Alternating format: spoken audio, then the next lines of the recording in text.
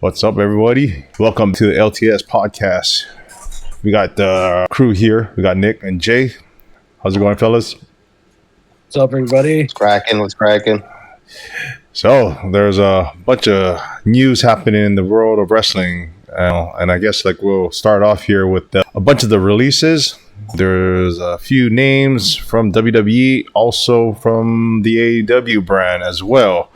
From today, we had Miro, also known as Rusev, Malachi Black, Aleister Black, Ricky Starks, Isla Dawn, Sonya Deville, Elektra Lopez, Blair Davenport, Authors of Pain with Paul Ellering, Giovanni Vinci, the Good Brothers, also known as Gallows and Anderson, Cedric Alexander, and I believe Duke Hudson from NXT. So, guys, that's a lot of names there between the two brands, and in terms of real time, there's one name that actually showed up on the NXT brand, Mr. Ricky Starks. I'm not sure if any of you guys caught that episode, but it seemed to be a huge deal across the IWC. Thoughts on any of those names? Where do you guys think some of these guys are going to head to? And if anything, did any of the companies make a mistake releasing them? I think almost certain Aleister Black is going to end up in WWE.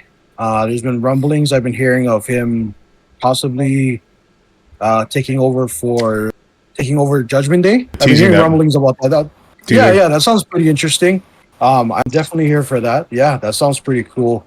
Rusev, I wouldn't be surprised if he ends up in TNA.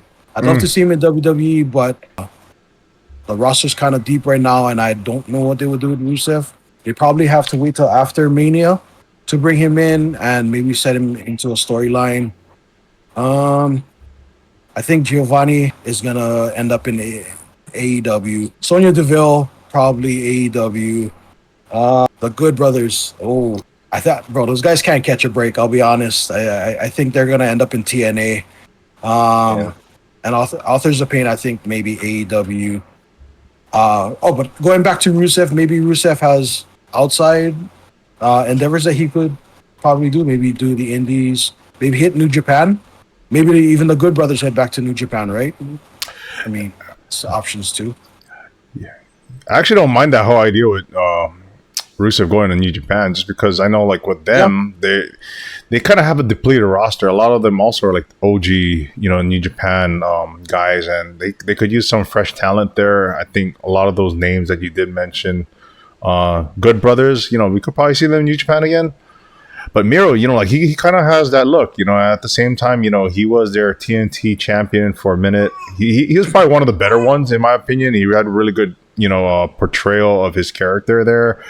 And he could kind of carry that over to New Japan because basically to what you said earlier, WWE's roster is so deep right now, I don't know exactly where they would place him as well.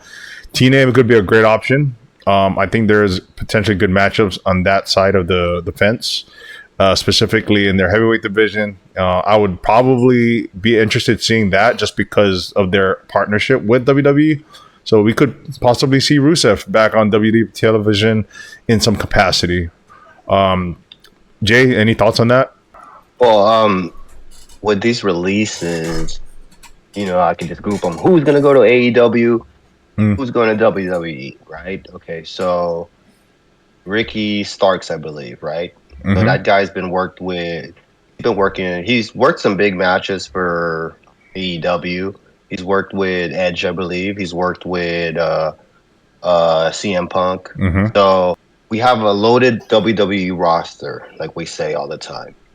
But if you look at it, where the NXT women are deep, they're kind of lacking in the men. Mm-hmm. Besides Obafemi, you kind of look at it, where do you need help the most? Ricky Starks, being put in AEW, being put in NXT, he gets to be seen. He gets to be on television all the time, something he wasn't getting all the time in AEW. Mm-hmm. He gets to be put on a main event scene with camera time. Mm-hmm. So, what can he do? Can he elevate Obafemi or whatever feud he gets into? Can he elevate that person? Mm-hmm. Or most importantly, can he elevate himself in the WWE style? Now, this guy's a hard worker. He's humble.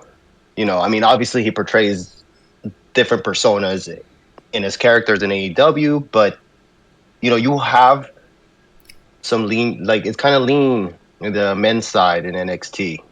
You have Obafemi, you have Trick Williams. They can't. I would suggest till they find replacements to help these guys. They have to stay in NXT and develop that roster. You look at Sonya Deville, who I believe, looking at her, it's probably a mutual thing because her contract was running out. Right. And she remembers, I mean, this is the woman who has just participated in the Royal Rumble. She's in a tandem or group with a faction with Zoe and what's the ugly? I mean, what's the? Damn, he went there. no, sorry. Baszler, Shayna Baszler. Shayna Baszler, my bad. That came out wrong. I think it came out the way you intended.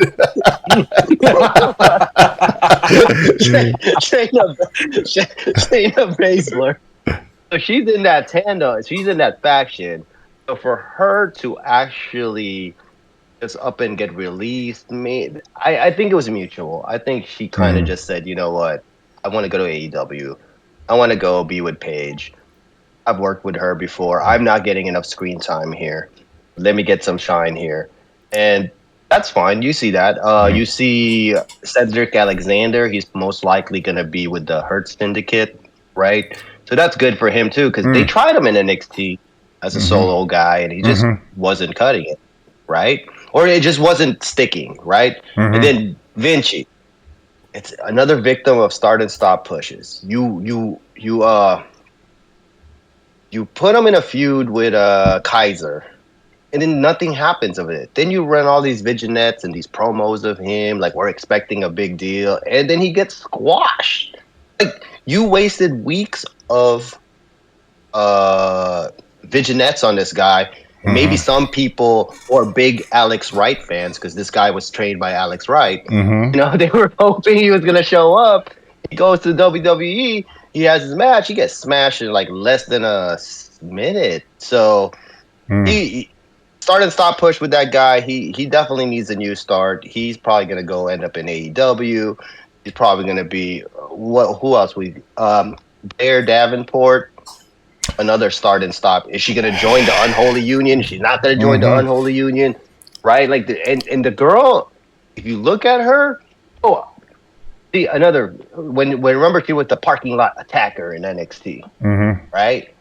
And then all of a sudden that gets stopped because she got called up. So all these they're victims of like a deep roster. If you're going to sign these Aleister Blacks, if you're going to sign these Ricky Starks, any of these ones that have been released, just have a story for them. Right? We saw what happens when you accumulate talent and you have zero stories for them. People like Rusev. Remember, Rusev, he had a gimmick where it was Rusev Day. He just created that. This guy, that was pretty organic he too. Can perform. Yeah, this guy can do it. What killed him is he doesn't get any TV time. Right? Injuries, we know injuries are part of the game and stuff. But these guys are not getting TV time. So if you're going to AEW, have a story for them. At least these guys that didn't have stories in WWE or TNA or whatnot, they might have a chance to go and reinvent themselves, maybe get themselves over, whatever you want to call it, and get a new lease on life. Because the sad part about this is these wrestlers lost their jobs. That's always a sad thing, right? Because they got families, they got things, and there's a human aspect of these things, and it's like them. These guys lost their jobs; they got laid off. So yeah, and that's why. Yeah, to your point, I'll say this, just because there is that side of things where we have to still look at it from that perspective. Being compassionate. These are still people at the end of the day. We're all humans, and this is like their livelihood. So it clearly impacts that. And especially those that have families and, clearly being the breadwinner and such. I think as fans, sometimes that gets lost in translation. We're just too fixated on the fact that, they didn't get pushed right or they wasn't presented right. Granted, those are some variables, but at the end of the day, I think we also have to look at it as from a business aspect. People are going to have to do what they need to be relevant. And at the end of the day, they have so many people to compete against. And we keep going back to WWE as having such a deep roster. And I'll even put it out there. AEW has a deep roster in a different way, but it's also trying to make yourself relevant and having to be on TV. And that's kind of also the other issue I have with, having different companies, acquiring cable, like actually a TV deal, because that is so important for these companies to really get better exposure, not just to like a broader audience, but also to put people on TV, and I think sometimes we downplay, or we kind of like, I don't know where the narrative came from or where it was actually created, but we look at some shows as like the A show, the B show, right? And it's unfortunate because sometimes you have to look at it as just an opportunity. Like this is an opportunity for you to get exposure as a talent, to get a fan base, or if you had a fan base, grow that fan base for that matter. Sometimes it's also an opportunity for yourself to either adapt to a different scene. We do see a lot of these indie guys having to conform or even be able to kind of adapt to the whole WWE platform, and vice versa. Going from WWE, you're more entertainment centric and having to go to like more wrestling centric when you are in a indie or a AEW type of promotion. So there's a lot of different factors that I'm looking at here, and some of these names, they're probably going to land in a different company that suits those talents more well, but it is hard, I would say, for them to be on WWE television where there is a higher expectation. We see that a lot. We understand that. We've seen this over the years. Clearly, when you go to AEW, you're starting to see a little bit of more of a shift with their presentation. I do want to acknowledge that they have a lot more storylines incorporated into their programming, which is far from what they used to do. But there's still a little bit of that missing, to me, that missing factor where I don't feel as compelled to be engaged on a weekly basis. So maybe some of these names will, do something for that. I don't know, but I think when we look at this list of free agents, to me, it's a pretty big list, and from the ones that I've seen in the past, some of them make sense. Some of them are. I actually want to say that some of these names aren't as surprising to me, just because the bulk of them coming from WWE. I don't know how many of them really made an impact for that matter to stay on that roster. But at the same time, look what happened yesterday. NXT. We did not. I don't know any of the dirt sheets for that matter, even like seeing that happen where Ricky just showed up, and that alone right there made waves. So there, you know what, that there's just AEW's got to get a little more vicious on that part. This is one of those times where, we've all heard of the whole 90-day no compete clause, right? Mm-hmm. And I mean, like, this is exactly why WWE does that, is because, they can take somebody, like somebody might have been super hot on their program, mm-hmm. and then they'll leave and show up someplace else, and they'll take that heat with them. You know what I mean? So, I mean, I know it does cool off a talent, especially if they're super hot, and let's say like somebody leaves on negative terms with WWE, but they were super over, they're super hot, mm-hmm. and like that's I guess that's part of what keeps WWE on top, right? Is that they give that talent time to cool down. Mm-hmm. They'll still be hot when they go to another promotion, but you know what I mean? Like, could have been straight on fire, white hot when they left. What did they say? I think though, like out of some sight, out of mind, right? Right, but I think Don't they say that? I think some of these wrestlers weren't on a 90-day non-compete clause. I think the whole situation with Ricky, though, is interesting because he was popping up under other indies, which I think AEW has some of those, worked into the contract. So I don't know, like, if there's any reports stating that, he was released or he was just off their roster page. So it may have ran its course where he was actually, on a 90-day, who knows, and he was free to go show up on WWE television the next day. Kind of similar to Adam Cole's situation when he didn't re-sign with WWE, and I think it was like a couple of days later, he shows up on AEW with Daniel Bryan, right? So that the presentation of it, though, it just clearly made a huge impact across the industry. And I think moving forward, a lot of people are just going to tune in now. You just can't like assume like, oh, nothing's going to happen on this any given day or any given programming. So it's almost interesting to say, like, with all these names floating around and not having a actual promotion yet, who knows? Like this weekend, there's a lot happening. We got Grand Slam. We also got NXT Vengeance, and we still got SmackDown. Who knows? Maybe some of these names shows up before Mania time. But, on top of that, what's up? I said I think it was smart for Ricky Starks to. I do too. NXT. Yeah, it was. There's no it was time big. for him. Like, you think about it, how are you going to build him in the main roster? Yeah, it's really like he's going to fit. Like, see Penta. Mm-hmm. Like Penta's a different kind of breed, you know. Like he's got a shtick that people can be like, "Whoa, who's that?" Right? Yeah. Like Ricky Starks. Oh yeah. Oh, we'll talk about Penta. People know him. Yeah, we'll definitely talk about Penta.